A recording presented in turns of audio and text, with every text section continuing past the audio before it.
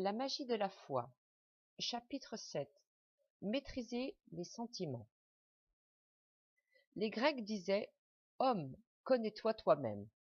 Lorsque vous vous étudiez, il vous apparaît que vous êtes constitué par 4 éléments: votre corps physique, votre nature émotionnelle, votre intellect et l'essence spirituelle qui est appelée la présence de Dieu. Le « je suis » en vous, la présence divine et votre identité réelle qui est éternelle. Vous êtes ici pour vous discipliner afin que votre nature intellectuelle, émotionnelle et physique soit complètement spiritualisée. Ces 4 phases de votre nature sont appelées les 4 animaux de l'Apocalypse. Petit 1, en anglais, le livre de Révélation. Parenthèse, la révélation de Saint Jean signifie Dieu se révélant à l'homme. Fermez les parenthèses. Le vrai moyen de vous discipliner est de maîtriser votre nature intellectuelle et émotionnelle. C'est la pratique de la présence de Dieu tout au long du jour. Vous avez un corps, ce corps est une ombre ou une réflexion de l'esprit. Il n'a de lui-même aucun pouvoir, aucune initiative, aucune volonté. Il n'a aucune intelligence. Il est complètement assujetti à vos commandements ou décrets. Considérez votre corps comme un grand disque sur lequel vous faites tourner vos émotions et vos croyances. Étant un disque, il va fidèlement enregistrer tous les concepts auxquels vous aurez accordé vos émotions, et il n'en déviera plus. En conséquence, il vous est loisible d'enregistrer sur lui un chant d'amour et de beauté, ou bien une complainte de douleur et de désespoir. Le ressentiment, la jalousie, la haine, la colère se traduisent par diverses maladies. En apprenant à maîtriser votre nature mentale et émotionnelle, vous deviendrez un canal pour le divin et vous exprimerez la splendeur exprimée en vous. Réfléchissez un instant à ceci. Vous ne pouvez acheter un corps sain avec tout l'argent du monde, mais vous pouvez obtenir la santé par les richesses de l'esprit telles que les pensées de paix, d'harmonie et de parfaite santé. Considérons maintenant la nature émotionnelle de l'homme. Si vous voulez évoluer spirituellement, il est absolument essentiel que vous sachiez maîtriser vos émotions. Vous n'êtes adulte véritablement que lorsque vous êtes le maître de vos sentiments. Si vous ne savez pas les discipliner, vous êtes un enfant. Auriez-vous même 50 ans? Il faut vous rappeler que le plus grand tyran qui soit est une idée fausse qui domine l'esprit d'un homme, en fait un esclave. L'idée que vous entretenez de vous-même ou des autres provoque en vous des émotions déterminées. Psychologiquement parlant, les émotions vous contraignent en bien ou en mal. Si vous êtes plein de ressentiment envers quiconque, cette émotion va avoir sur vous une influence mauvaise, va gouverner vos actions d'une manière qui n'a aucun rapport avec ce qui vous paraît être la cause première.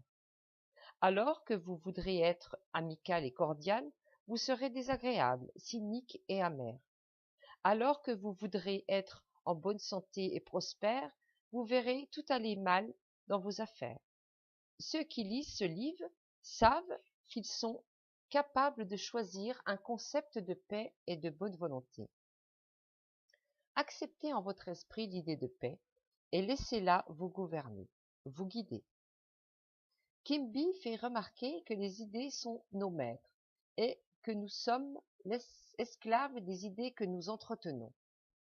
Le concept de paix avec lequel vous allez à présent vivre va provoquer en vous le sentiment de la paix et de l'harmonie. Votre sentiment, c'est l'Esprit de Dieu opérant au niveau humain. Ce sentiment de paix et de bonne volonté va vous obliger à bien agir. Vous êtes à présent gouverné par les idées divines qui sont conçues par le Saint-Esprit. Les émotions indisciplinées sont destructives. Par exemple, si vous avez une puissante automobile, Elle vous mènera sur les plus mauvaises routes ou sur le sommet d'une montagne, mais il faudra la conduire. Si vous ne savez pas conduire, vous risquez de vous heurter à un poteau télégraphique ou à un autre véhicule. Si vous appuyez sur l'accélérateur au lieu d'appuyer sur le frein, votre voiture risque la destruction. Il est merveilleux de posséder une nature émotionnelle puissante à condition d'en être le maître. Vos émotions vous gouvernent si vous vous permettez d'entrer en colère pour des riens ou si vous êtes perturbé au moindre prétexte. Si à la lecture des journaux vous êtes contrarié, vous ne maîtrisez point vos émotions. Il vous faut apprendre à accorder harmonieusement votre intellect et vos émotions. L'intellect est parfait à sa place, mais il faut qu'il soit illuminé par la sagesse de Dieu. Beaucoup de personnes s'efforcent d'intellectualiser Dieu. Vous ne pouvez définir l'infini. Spinoza a dit que définir Dieu, c'est le nier. Vous connaissez le puissant intellect qui dit que l'homme ne peut survivre à la mort parce qu'il n'emporte point son cerveau. Il est si intelligent qu'il croit vraiment que le cerveau pense tout seul. Cet homme-là considère tout du point de vue de la troisième dimension. C'est là précisément où l'intellect s'arrête. Je le répète, l'intellect est bel et bon à sa place, par exemple dans le travail quotidien, dans toutes les sciences, les arts et dans l'industrie. Mais lorsque nous nous approchons de l'esprit vivant, intérieur, tout-puissant, nous sommes contraints d'abandonner le monde de l'intellect, d'aller au-delà jusqu'à celui des valeurs spirituelles qui sont parfaites et où la dimension est l'infinité. Lorsque l'intellect s'accordera au sentiment d'amour, de paix et de bonne volonté, l'homme ne se servira plus d'explosifs et de ses connaissances en chimie pour la destruction de l'espèce. C'est parce que son développement spirituel est infiniment inférieur à son développement intellectuel que l'homme se sert de la bombe atomique, du sous-marin et des autres instruments guerriers pour détruire ses semblables. Voyons comment naissent les sentiments. Supposons que vous voyez passer un infirme. Vous ressentez peut-être de la pitié, mais si vous regardez votre bel enfant, un sentiment d'amour envahit votre cœur. Vous savez que vous ne pouvez imaginer une émotion, mais si vous imaginez un fâcheux événement passé, vous suscitez l'émotion correspondante. Souvenez-vous qu'il est essentiel d'entretenir d'abord la pensée avant de susciter une émotion. Une émotion est toujours la conséquence d'une idée retenue dans l'esprit. Avez-vous remarqué l'effet de la peur sur le visage, les yeux, le cœur et les autres organes? Vous connaissez l'effet de mauvaises nouvelles ou de la douleur sur l'appareil digestif. Observez le changement qui se produit lorsqu'on s'aperçoit que l'apport était sans fondement. Toutes les émotions négatives sont destructives et dépriment les forces vitales. Le soucieux chronique souffre en général d'indigestion. S'il lui arrive quelque chose de particulièrement agréable, sa digestion redevient normale, parce que la circulation et les sécrétions gastriques se rétablissent. Ce n'est point par la répression ni par la suppression que l'on disciplinera les émotions, qu'on s'en rendra maître. Lorsque l'on réprime une émotion, l'énergie s'accumule dans le subconscient et est emprisonnée. De même, la pression augmente dans une chaudière si toutes les valves sont fermées et la chaleur intensifiée. Cela se termine par une explosion. Aujourd'hui, en psychosomatique, nous découvrons que bien des états pathologiques tels que l'arthrite, l'asthme, les désordres cardiaques, les échecs dans la vie, etc., peuvent avoir pour cause des émotions refoulées ou réprimées, datant peut-être du premier âge de l'enfance. Ces émotions, réprimées ou refoulées, sont semblables à des spectres qui, plus tard, hantent celui qui en est victime.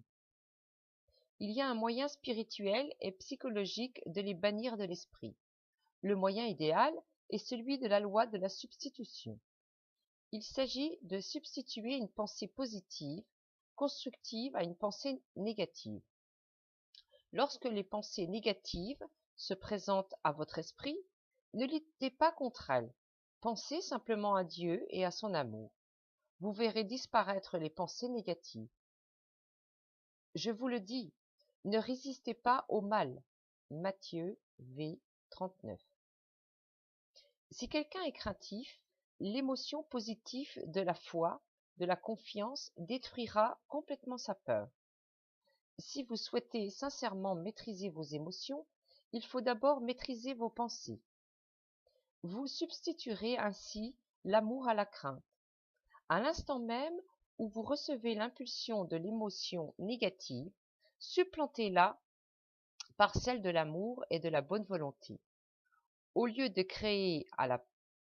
céder à la peur, dites « un avec Dieu est une majorité ».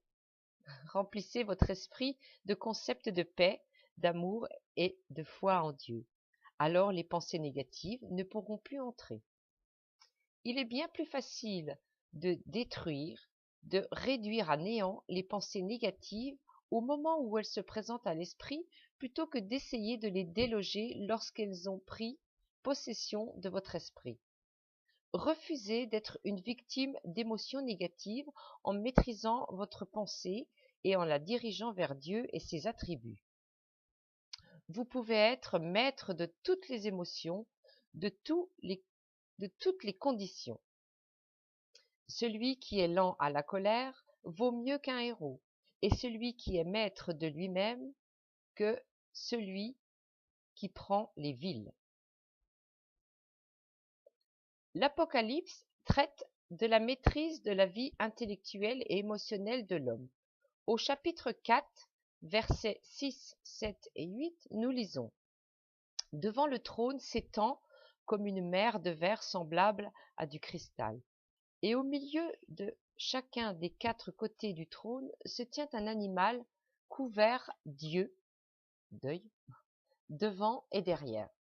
Le premier animal ressemble à un lion, le second à un jeune taureau, le troisième à la face comme celle d'un homme, et le quatrième ressemble à un aigle qui vole. Ces 4 animaux ont chacun 6 ailes. Ils sont couverts d'yeux tout autour du corps et sous les ailes, et ils ne cessent jour et nuit de dire « Saint, Saint, Saint est le Seigneur, Dieu, le Tout-Puissant, celui qui était, celui qui est et qui va venir. » La mer de verre signifie la paix intérieure de Dieu, car Dieu est paix. Au profond de votre être, l'unique infini se tient en un calme et souriant repos. C'est la vivante présence de Dieu en vous. Vous vous tenez devant ce trône. Le trône est un symbole d'autorité. L'autorité de votre conscience, c'est votre sentiment profond de foi en Dieu. Autrement dit, votre conviction intérieure est votre trône au ciel, parce qu'en elle est votre force. Il sera fait selon votre foi. La foi est une attitude émotionnelle positive qui me révèle que le bien que je cherche est déjà mien. Les 4 animaux qui se tiennent devant le trône sont les 4 phases de votre être, le spirituel, le mental, l'émotionnel et le physique. Pour pouvoir donner à votre nature émotionnelle une base spirituelle, il est nécessaire de comprendre ces 4 animaux. Ce faisant, vous apprenez l'art de la prière, scientifique, qui, en dernière analyse, est la réponse à tous les problèmes.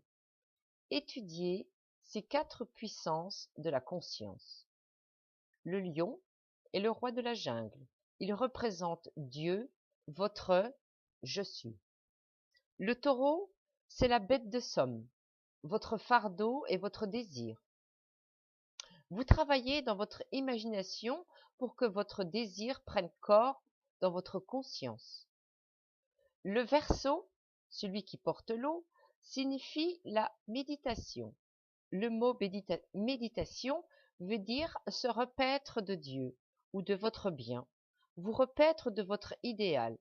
Vous versez de l'eau sur votre idéal, ce qui signifie que vous demeurez en lui et que vous versez sur lui l'amour qui est l'eau de la vie. Tandis que vous vous repaissez mentalement de votre idéal, vous créez une émotion. C'est l'Esprit de Dieu qui agit en votre faveur.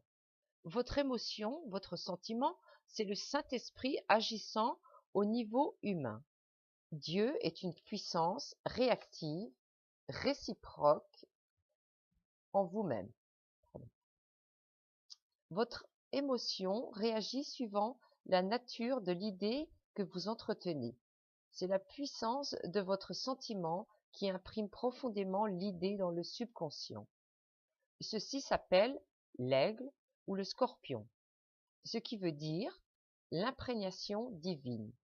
Voilà les 4 phases du développement de la manifestation d'un désir ou d'un idéal. Ce qui est imprimé est exprimé. Les 4 animaux ont chacun 6 ailes. Les 6 ailes symbolisent l'acte mental créateur. Lorsque l'idée et le sentiment s'accordent dans l'harmonie et la foi, une cérémonie nuptiale a eu lieu dans l'esprit. La connaissance de cet acte mental créateur vous donne des ailes, vous permet de surmonter, de survoler bien au-dessus des orages et des conflits du monde pour trouver la paix et la force dans votre propre esprit. Prenons une illustration qui explique l'histoire de la création spirituelle et mentale. Le nom de Jéhovah se cache le principe de la prière scientifique qui donne la maîtrise sur tous les sentiments discordants. Jéhovah, Yod, Vo-E, se compose en hébreu de 4 lettres. Yod signifie Dieu ou je suis. Et, désir ou idée. Vo, c'est le sentiment, la conviction. Et, final, c'est la manifestation de ce que vous avez profondément réalisé. La 3e lettre, Vo, V-A-U, est considérée comme étant la plus importante. Elle vous permet de sentir que vous êtes ce que vous désirez être. Avancez dans l'atmosphère mentale dans laquelle vous sentez être dès maintenant ce que vous voulez être.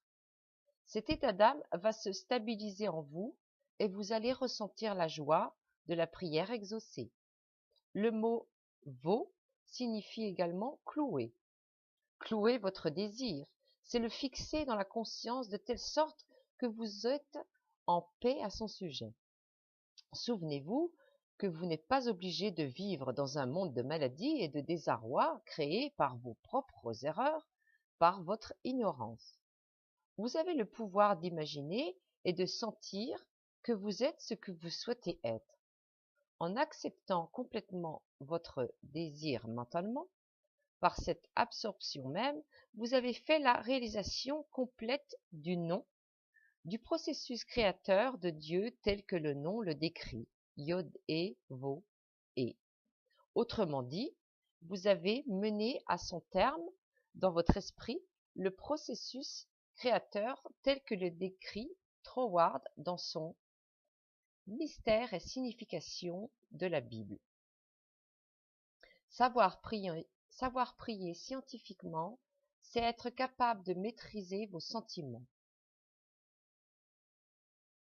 La prière accomplit plus de choses que ne rêve ce monde. Quelques exemples. Cas numéro 1.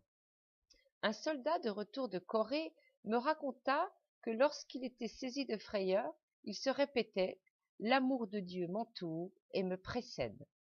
Cette affirmation imprima dans son esprit le sentiment de l'amour et de la foi. Cet état d'âme supplantait sa peur. L'amour parfait chasse toute crainte. Voilà comment la peur est vaincue. Cas numéro 2. Une mère dont l'enfant unique était mort se désespérait. Sa douleur affectait sa vision et elle souffrait de fortes migraines. Sa dépression était profonde. Je lui suggérai d'aller offrir ses services à un hôpital pour prendre soin d'une salle d'enfants. Elle avait été infirmière. Elle suivit mon conseil et s'attacha à ses petits. Elle les entoura de son amour, les cajola, les nourrit. L'amour n'étant plus prisonnier en son cœur, elle devint un canal du divin et se mit à transmettre la chaleur de son amour. Cette sublimation donna une nouvelle direction à l'énergie contenue dans son subconscient, et ainsi faisant, cette femme nettoya les zones empoisonnées de son subconscient. Cas numéro 3. Une de mes élèves m'avoua être sujette à de fortes crises de colère périodiques provoquées par le comportement de ses voisins. Au lieu de permettre à la colère, à la haine de lui nuire mentalement et physiquement en la refoulant dans son subconscient, nous lui conseillâmes de la transmuter en énergie musculaire en brossant le parquet ou en lavant ses fenêtres. Parfois aussi, elle bêchait son jardin en disant à haute voix « Je bêche le jardin de Dieu et je plante les idées de Dieu ». Elle continuait ainsi pendant un quart d'heure. Lorsqu'elle polissait ses vitres, elle disait tout haut « Je nettoie mon esprit avec les eaux de l'amour et de la vie ». Voilà des exemples de méthodes simples pour éliminer d'une façon physique les émotions négatives.